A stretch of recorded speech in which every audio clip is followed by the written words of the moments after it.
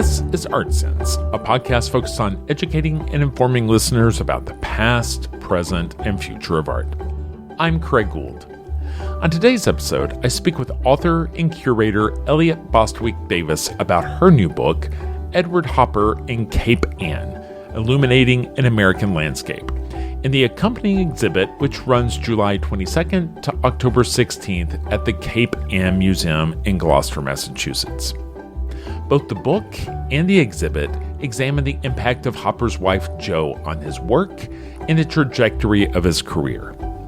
Their relationship started in the summer of 1923 there in Cape Ann, and it wasn't long before the 41-year-old Hopper became a rising star in the art world. And now, a conversation about monumental sacrifices and unacknowledged contributions with author Elliot Bostwick Davis.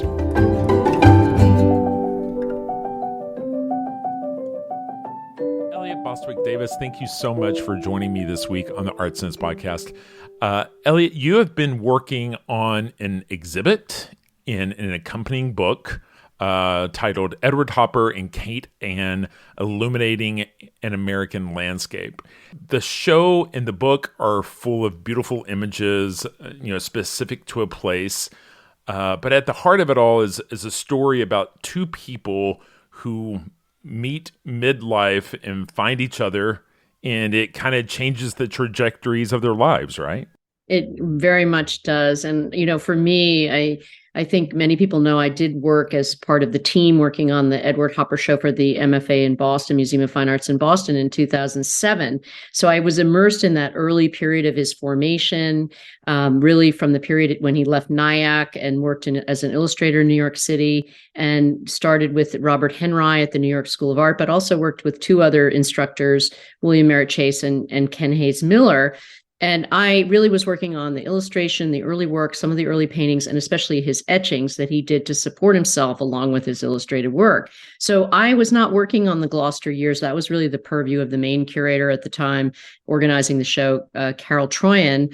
And so for me, the whole Gloucester years were really not something I had focused on. And as I was invited to work on this project, thanks to a former MFA colleague, Oliver Barker. We had worked together for a number of years. He was in development and now director of the Cape Ann Museum and doing great things there. And when I came back from the museum I was directing in Florida to be here, he asked me about this project. And I said, well, let me think if I have something to say, Oliver. And as I got into the literature, and of course, a lot had happened since 2007, I noted that the Gloucester years were really glossed over, and I ended up having a lot of questions myself about who was Josephine Versteel Nivison, what was more about her background, where she exhibited, her role as an artist, and that really opened the door. I learned many people had actually worked on her, but the story had not perhaps had its moment and its time, and now maybe could be the time. So that's what I went back and proposed to Oliver, that we really dig into these years in Gloucester and think about how her role might have really shaped their time there in those 5 summers. Well, it's obvious in your book, it kind of starts out as the starting of a summer love story, right? There are these two people whose trajectories just sort of cross. Maybe we can start with who Edward Hopper was in 1923. I mean, he is in the face of midlife and has kind of been grinding as an illustrator up to that point, correct? That's right. He's won some prizes as an etcher, and he's had some success in that realm. And he's won a prize for one of his posters, and really is able to put in, really to support himself as an artist through his illustrated work, his popular magazines and Scribner's and other kinds of magazines. But it's interesting, facing about to be 41, exhibiting regularly. He's already had a one-man show at the Gertrude Vanderbilt Whitney's studio, which was then a very prominent place to exhibit, thanks to his good friend Guy Penn-Dubois, who was a teacher, good colleague, classmate at the New York School of Art.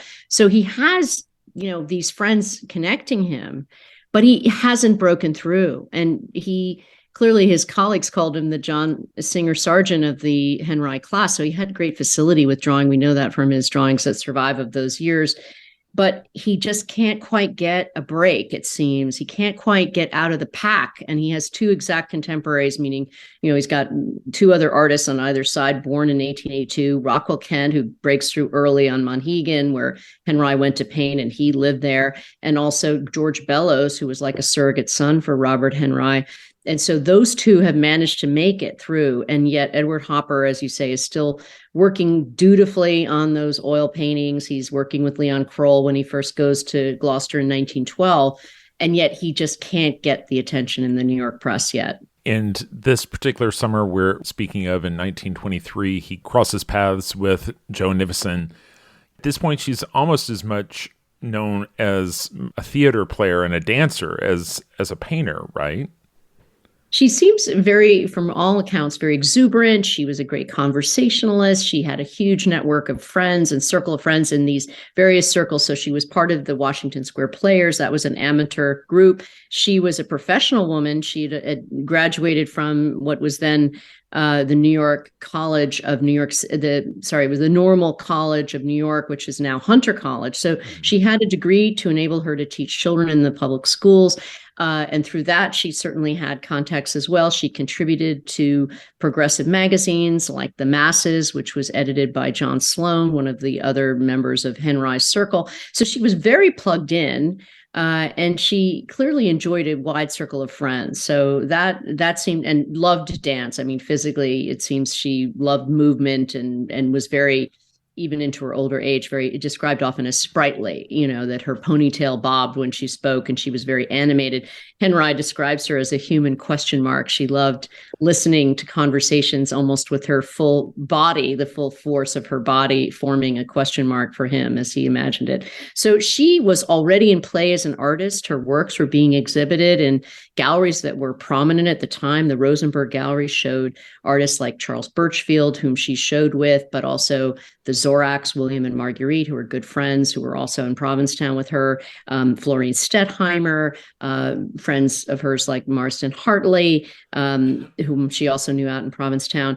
And even the modernists like Picasso and Modigliani were showing there. So she was in she was in good company.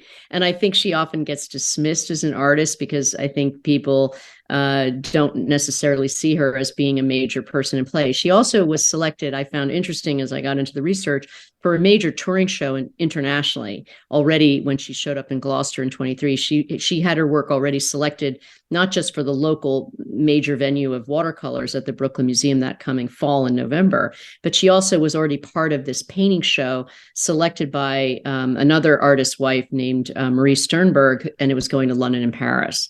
So she was very much in play, connected, but yet she was still single. And it's unclear, she seemingly had noted Edward Hopper over the years. She remembered him from Monhegan in 1916 and that he had these wonderful long legs for dancing, but she said he didn't use them, probably for dancing with her.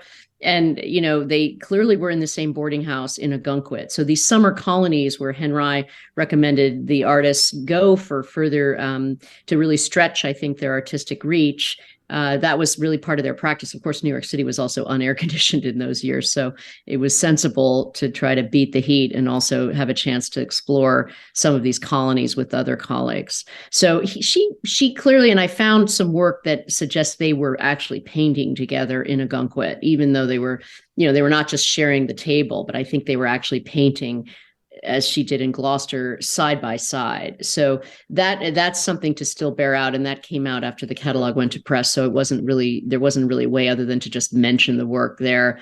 Because the Whitney, again, this was a project that occurred during a pandemic. So it was a little hard to get into everything in depth, but that'll be for future scholars to go back to.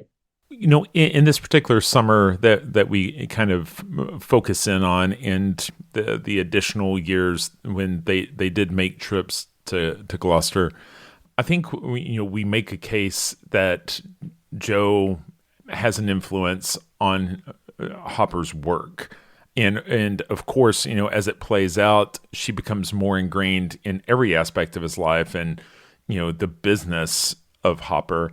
But in the beginning, how did his work start to evolve now that Jo was alongside of him, even just in that first summer? So I think first off, the choice of watercolor is a really important one. And that was her favorite medium. They're, of course, painting out of doors. It's very portable. It's, of course, much more spontaneous. It suits her personality. She loved to mix the colors right on the paper. Also, watercolor is often hard to control. So an artist like Sargent, as skilled as he was, and of course Hopper bears this nickname of the John Singer Sargent of Henry's class, he called it watercolor is, really an emergency. In other words, you're just creating with this emergency of the water and the pigment that floats in it. So it, I think, helped Hopper get out of his own way. He was very much a planner. You can tell that from the way he executes even his watercolors. You can see where the underdrawing of graphite pencil is visible, and then he'll layer on the wash. He'll often that summer let himself break free. And I think we do see, I hope what will be surprising for visitors is how his personality changes with Joe in his circle and close by, and obviously painting with him in these outdoor excursions, but how he loves and really relishes that light and air and atmosphere that is Cape Ann, that's so special, because very different from the oils he painted outdoors with Leon Kroll in 1912. So he's there, already more than a decade earlier at the invitation of another artist, very much his age, and painting in oils. But the watercolor, I think, really gives him that freedom, that chance to explore. And it was a major medium of the American modernists. It was seen as very au courant. George O'Keeffe's using it. The Zorachs are using it. Even Rockwell Kent was selected for the watercolor show, the biennial at in Brooklyn Museum. So major figures, even though Henry's not teaching it. I think he thought of it too much. It had too many associations as a women's medium. So yet many of these modernists are really exploring it in exciting ways. Sure. Yeah, I feel like one of the works that seemed to free him up the most was this painting of the captain's house, where there are like these yellow awnings that are kind of blowing in the wind. And unlike the majority of Hopper's work, we actually see trees, right? Like, when you go through the majority of his work, it feels like he would excise trees from the landscape, because it's like, in my mind, he had an affinity for solid forms, in that there was, the only time we see trees the majority of the time is if they're far enough in the distance that they can almost take like a shrub-like shape, right? Yes, very much. But this particular painting, it's very free. It's much looser than we normally see. And, there's not a great, you mentioned the graphite lines, and again, I'm looking at the reproductions, that even those lines don't seem really to stand out. There's a lot of implied line in these watercolors.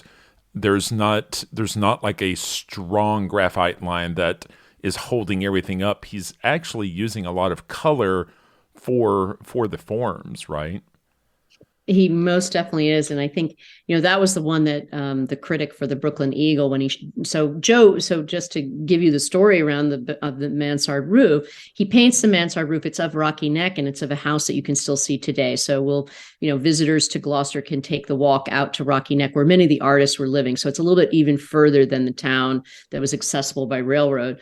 And there, apparently that's where Jo was spending her summer. But she does recall many years later, on their 18th anniversary, she remembers Edward waking her up with this sort of silly song that was performed by a young girl as part of a marionette's performance that they went to watch on Rocky Neck. And it's called The Frog Goes A-Wooing. And it's a very tall, lanky, shy frog. And it's a pert little mouse. And she says it has this little bow on its tail. So it's sort of very prim and proper, I guess, but very sprightly, much like her. And she said, well, we always felt that marionette performance was made for us. So you have this feeling that with the mansard roof, and again, this is all we have to use, as we say, visual and artistic. In artistic research, we have to use visual evidence. So we're using the mansard roof watercolor you've described as visual evidence of what's happening in their relationship. So, of course, the center of the composition are these side-by-side awnings, caught up by the atmosphere surrounding them. You just described beautifully how Edward Hopper loves trees only when they sort of behave as a background, scrim, trim, or maybe they, and occasionally on the Cape Cod scenes, they'll look like one carved almost tree out of wood. But here they're absolutely alive and blowing. They're rendered with splashes even of reddish paint that he's using, whether those are blossoms or something that inspires him to use that. And they're also casting these very lively shadows across the screen underneath the porch itself, where these awnings are hung to shield everyone sitting there from the breeze. So it's such a lively scene. Jo herself loved painting trees. She she even found them to be anthropomorphic and to move. And I think that's maybe part of her affinity as a dancer, for seeing these branches in motion as though they're human limbs, perhaps moving in the breeze. So again, is that a little bit of a nod to Jo, or that moment? We can't say, but we can certainly surmise that's what's happening based on what she later reports about the importance of Rocky Neck. And we know that from I was able to find in the Gloucester Daily Times, the performance was actually listed in the Gloucester Daily Times. Each of the segments, each of the areas of Cape Ann had a little write-up in the local paper. And so this young girl's performance was clearly well enough known that it made the Gloucester Daily Times. When they're there, they're working next to each other. And it's really interesting to see that their works included where we can see that they've set up plein air right next to one another. And it's kind of interesting to see, where each of their strengths lie, right? I mean, it's obvious, maybe it's from Hopper's years and years of illustration, you can tell that he, as a draftsman, as someone that he seemed to really have a grasp of linear perspective. But Jo was doing things with color that were so much more freer and brighter, right? Mm-hmm. Very much so. And I think, we often, there's a lot of talk, they even refer to it themselves, that they have different orientations of the paper. He's over 6'4" when they meet, and he grew to be over 6'2" when he was a young boy, as before he even hit, as he was growing, he was 12 years old, he was already over 6 feet. Jo was probably just a little bit over 5 feet, and maybe never even said, but clearly well more than a head shorter than her husband. But she loves the vertical paper orientation for her composition. So you see them choosing similar scenes. And of course, that's immediately going to change how you might think of orienting a scene of the same view. So for instance, I love the way in 23, they both paint Our Lady of Good Voyage, sometimes known as the Portuguese church. And he's really focusing on this, bold horizontal of the schoolyard, and framed at one end by the school building with an American flag, kind of barely catching the breeze, and another utility pole, which appears frequently in his scenes. And she is completely at the foot of the towers, looking up at the figure of the Madonna holding a fishing schooner and not holding the Christ child. And again, it was such a memory of Gloucester that stayed with her, that later on, when Edward served during the Second World War, when they were living on Cape Cod as a spotter for enemy boats off the coast, she remembered that she referred in her journals to the figure of the Our Lady, hoping to keep all of the young service people safe during the Second World War. And so she recalled that. But it's just interesting to see. So in that period, especially of 1928, so their last full summer on Cape Ann, they're both painting the train yards almost at exactly the same spot, or Gloucester roofs almost at exactly the same place on the railing. And yet it's very interesting. I think there you do see their personalities coming through. She loves the white of the paper. She loves artists like Cezanne. So she's going to paint the trees in a way that, layers the wash with bright yellows and greens. And yet when they come to the circus grounds out at Stage Fork Park, there you see where you can see the similar elements, the granite boulders of Cape Ann along the road, or this gazebo that's clapboard, and some flags, American flags in Hopper's case, and she just paints flags in her case, flying in the distance. But what's interesting is this glimpse of a dingy ochre circus tent makes just a very minimal appearance in hers. She loves the yellow, bright cadmiums of the striped circus yellow tents. And his image is going to really focus on that dingy ochre tent that stretches between an automobile and a rusted sort of circus van that's parked there, a freight car for transport. So he's very focused on the modernization of these towns, and what's gained and maybe what's lost is left for us to consider. And it's very interesting, you're talking about there are different perspectives. Compositionally, I don't think I'd stopped to consider how Hopper would work on the horizontal and work in these tiers, like a 3 tiers of content. When you mention it in the book and we start looking, I'm like, oh my gosh, he really does go back to this as some place of comfort compositionally in his etchings and again in some of his most striking work, right? And right to that, the painting you were mentioning of Our Lady of Good Voyage, those 3 strata. I don't know if it's somehow a device that he's using to try to create space. The top tier will feel further away, but it's an interesting device that seems kind of unique to Hopper. It definitely has this architectural feeling to it. And he's someone who, I think of him, and I think it's great that you can actually visit the Hopper House and Study Center, who's been a great partner for this project. And we do have some, I think, wonderful works that people may not have seen of the boat models he made as a teenager when he built a full-scale catboat. He made these model boats in his paint box. But what he said in those, he reflected later in his life. So he's in his, already in his late 70s when he interviews in 1962 with Catherine Koo. But he remembers that as a child, he was fascinated by the light on the second story of a house and how it had a certain elation to it. And it was he talks about light being such an expressive force in his paintings.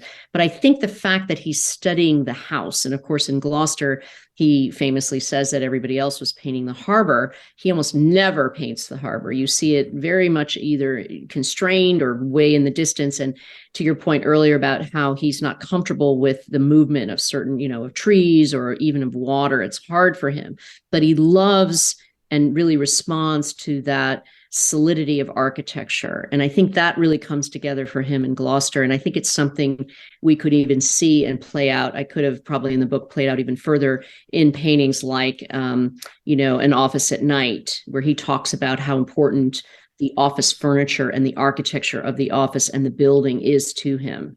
So again, I think these back streets of Gloucester that are layering the clapboards one onto another, the intersections of these streets. This is quite fascinating to his eye, and it's something that I think Joe, as the influence, I think there I felt I could use the Robert Henry art spirit, which was put together by a female student, a good friend of Joe's, named Marjorie Ryerson, who worked with Henry to put the notes that were mostly from Marjorie and other female students who had these notes that then Henry could polish a bit into the art spirit, which was published in 1923 in that fall, not the summer they were there, but soon thereafter. So I do think Joe, who greatly admired and felt that Robert Henry was the prophet of the age, was very much reinforcing many of these statements of Henry's. And so that, again, was another way to think about how could we shed further light on what we don't have as archives, and certainly during a pandemic didn't have as archives. So how could I love the art spirit. I recommend it to everyone. It's a great read, but I wanted to read it again in light of these works of the summers in Gloucester and see whether we could find anything else and tease anything else out.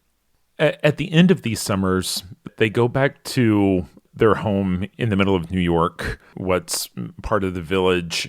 It seems like they were actually living within like a block of each other. Eventually, they marry and they move in together into his space, and the quarters are pretty cramped, right? Mm-hmm. In my mind, somewhere along the way, especially with her choosing to take on the role of promoting him, the amount of space for her to work kind of gets squeezed to a point where she's kind of takes on more of an office manager role than working on her own work, just by the nature of space, right?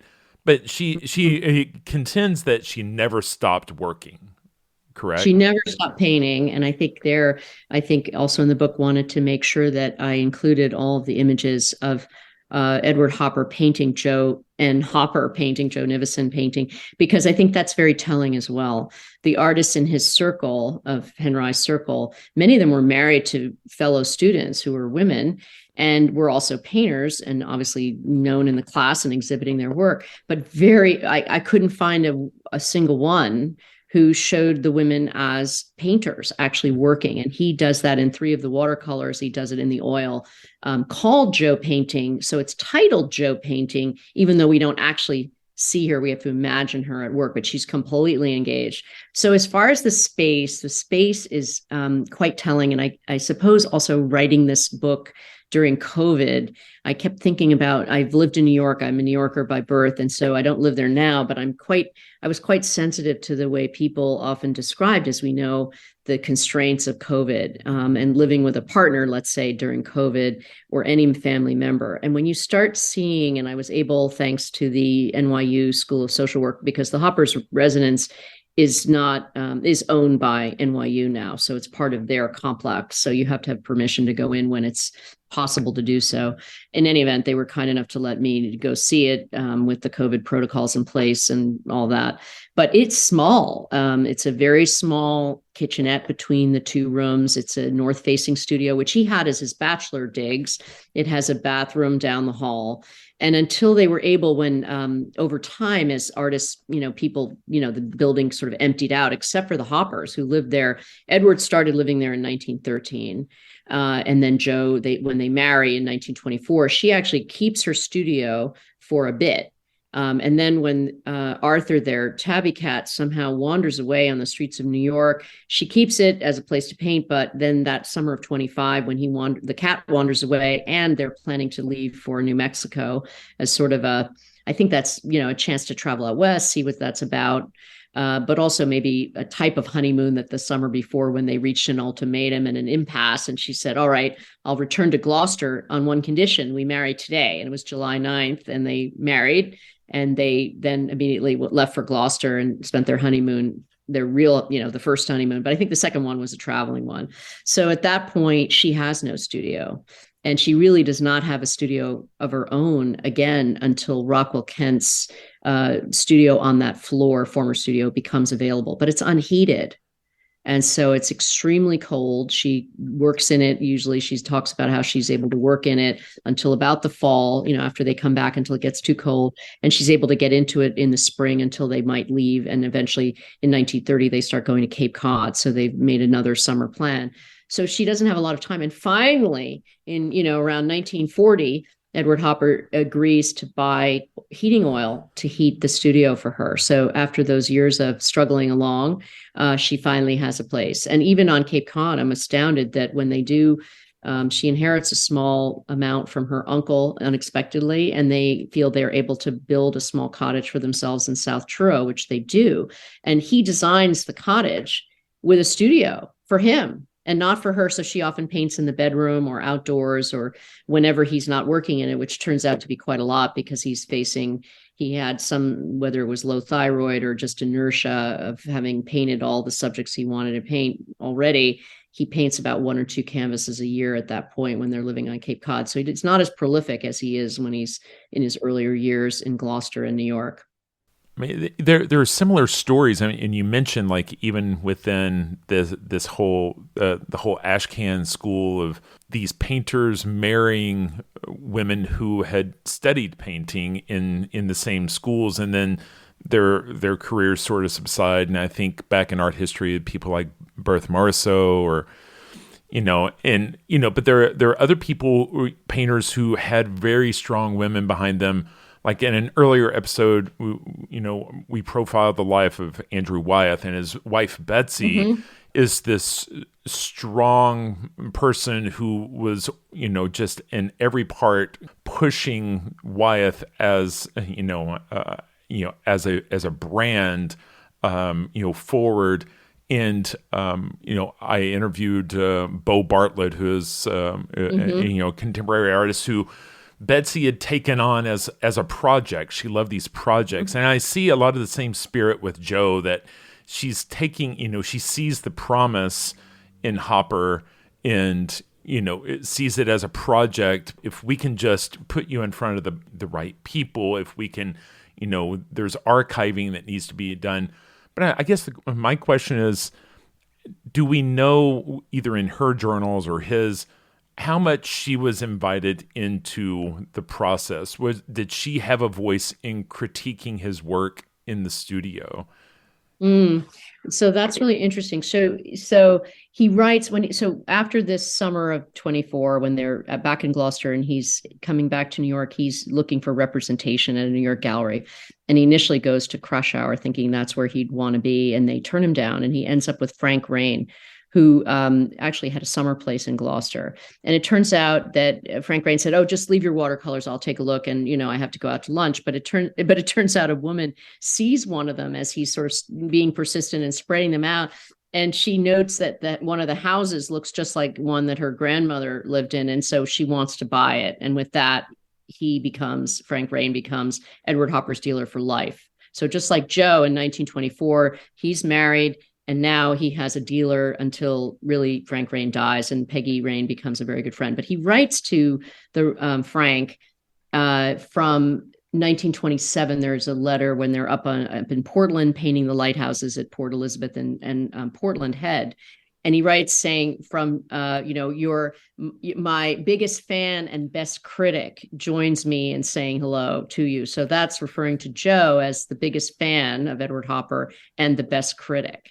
So I think he knew that she had a great eye. And I think what often happens, and what I found in the narrative, is people tend to dismiss her, and it's quite extraordinary. And I did not include in the book some of the language that is used to really diminish her. She's described as the dumpy model in her 60s. She's actually always quite trim, but, she's not a 30-year-old young woman, which is how he over time imagines some of the models. She certainly performed all of the roles, whether it's of New York movie, of the usherette. They started in the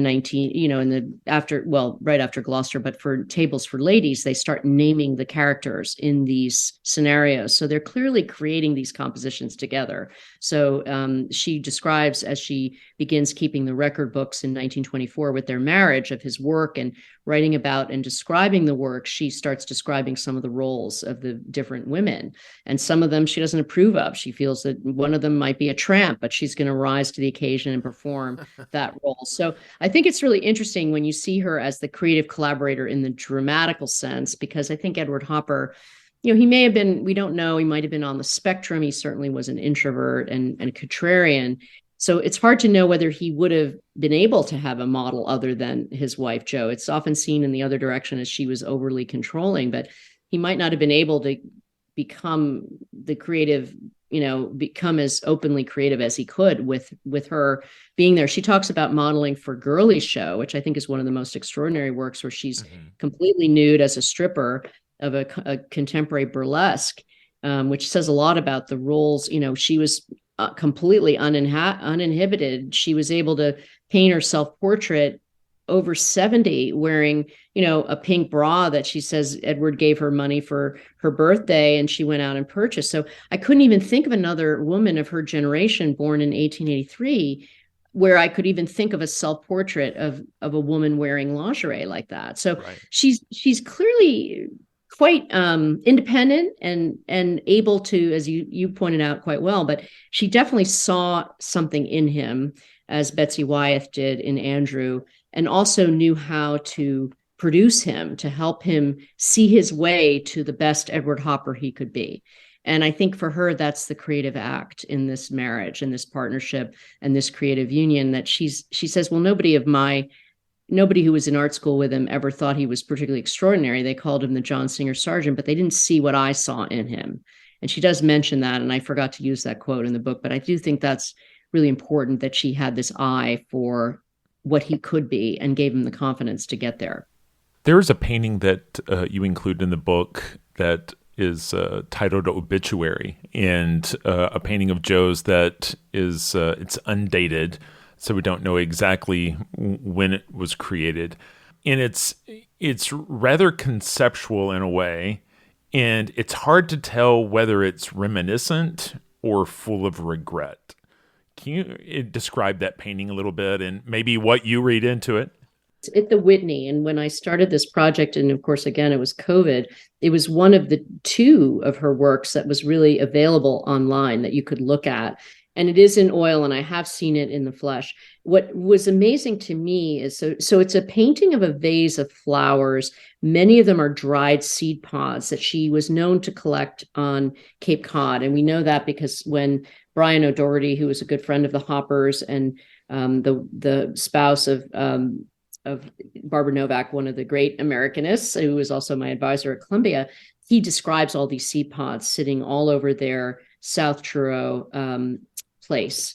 And so it's interesting because it's on a windowsill, but the windowsill is imaginary because beyond you can see both the house, a view of the Hopper house.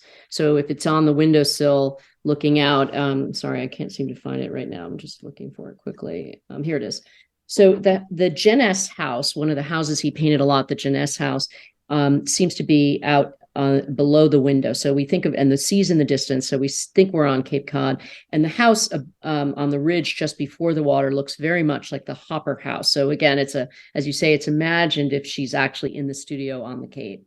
And then in the lower right corner, just beyond the sill, is the arch of Washington Square, which was visible from their fifth floor walk up at 3 Washington Square North, with buildings behind it. And there is this hand pulling the curtain back. And the only person, so we see this hand with the wedding band on the fourth finger, which is interesting because when Henry paints her as the art student, she, of course, is wearing a ring, but not on her marriage hand. And Arthur is peering around the curtain as well. So we see Arthur, but not Joe.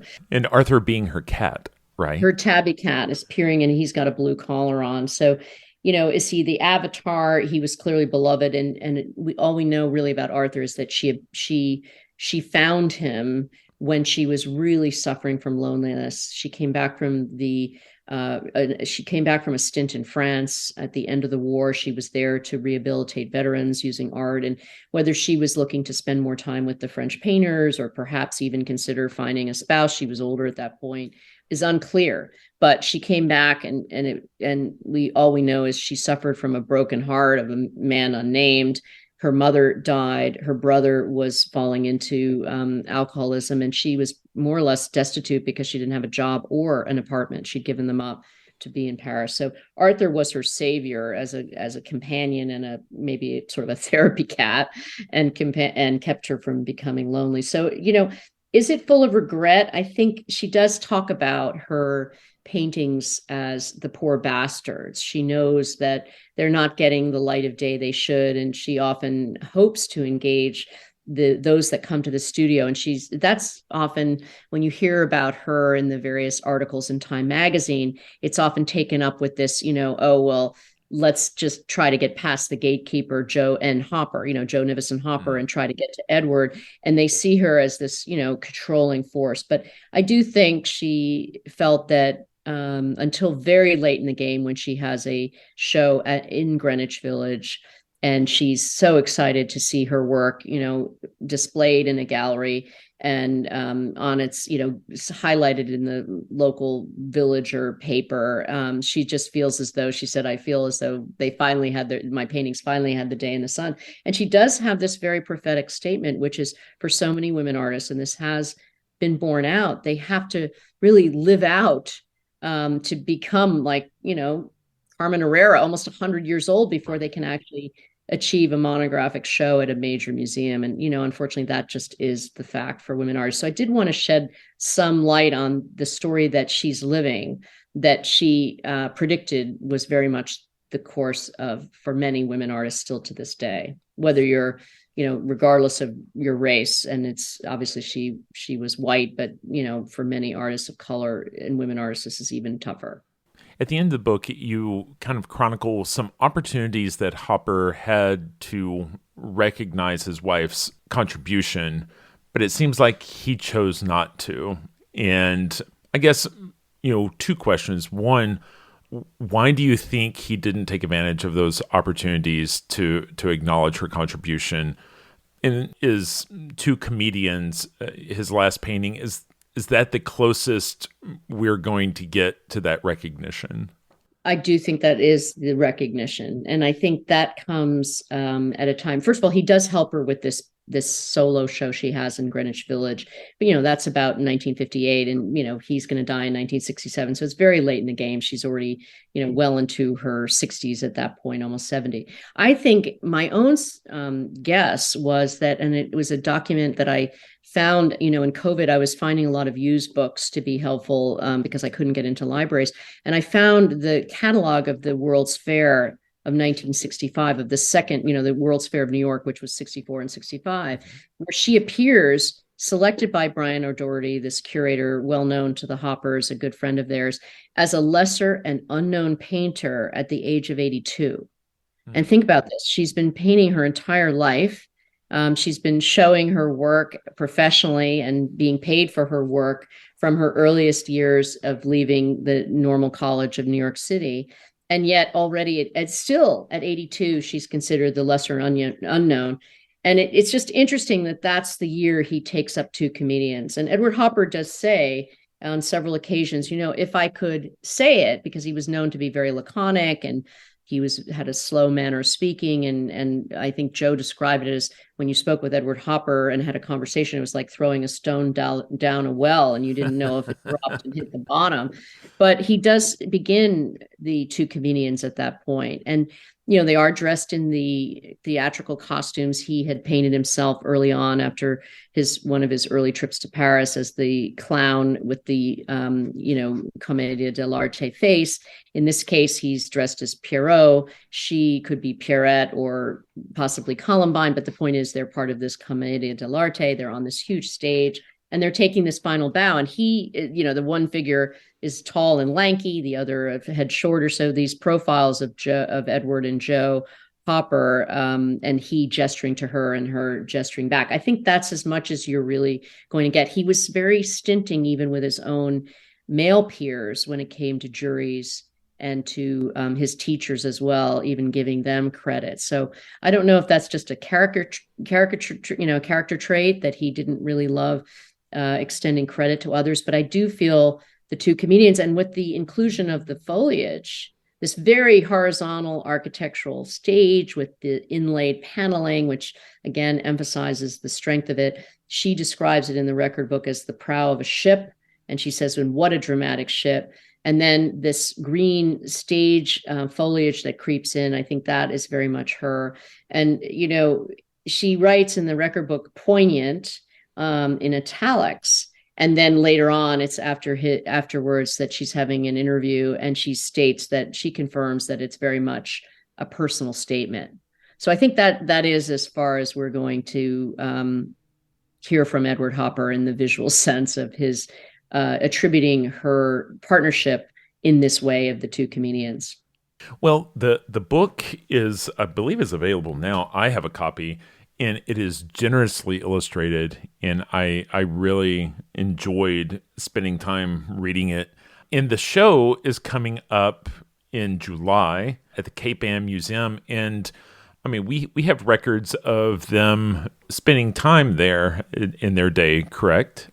We do. And we actually have one of the rare documents. We don't know that much about what they were actually doing. When I started out, I thought, I want to know where they're eating. I want to know where they're going. I mean, we did get a little bit of a gleaning here and there from the Gloucester Daily Times, which reported on a lot of different activities happening in different parts, but they weren't really part of the arts organizations. They were there painting the sites they wanted to paint. But one document that does survive at the Cape Ann Museum is that she, Josephine Hopper, she signed it that way, signed the visitor's book when what is today the Cape Ann Museum was then the Cape Ann Historical and Literary Association, when it reopened its new, then renovated building on the same building where it is today in 1926, and they were staying nearby. So she clearly had the curiosity to go in and see the Cape Ann Museum and the present day. So that's even a more, I think, compelling reason to know that the very visitor book that she signed is right there, and it's going to be on view at the entrance to the museum. And you'll have a chance to walk the streets nearby the museum and see Our Lady of Good Voyage is still standing. The Anderson's house, the Abbott's house, the Prospect Street is just outside the museum. So we'll be doing a lot to help people find their way. And the museum already does do that, but we'll just augment that for these Hopper walking tours. And it'll be the Hoppers walking tours, because if you want to go see where the railroad yards, although they don't still exist, it's now the Shaw's Supermarket Plaza, but you can actually see the kinds of buildings that would have surrounded that area that are still there today. So I think it'll be exciting for people to walk in the footsteps of the Hoppers. Well, Elliot, I really appreciate your willingness to sit down and have a conversation. Hopper's one of my favorite artists and favorite topics, and thank you for my newfound appreciation for Joe Nevison, and thanks for pulling back the curtain on this couple. That's great. What a great analogy. And thank you, Craig. And I hope you're going to come up and please keep us posted when you come up to see the show. It opens July 22nd. And when we started this project, Oliver Barker, I said to him, well, how does July 22nd sound to you, 2023? And he said, why do you ask? I said, well, it's Hopper's birthday. So if we open there and we run through the long weekend in October, we hope to make the show accessible for school groups and those that are maybe traveling to New England during the long weekend in October. So we hope we capture the groups that like Gloucester in the summer, but also in the fall when it's quite attractive too. Excellent.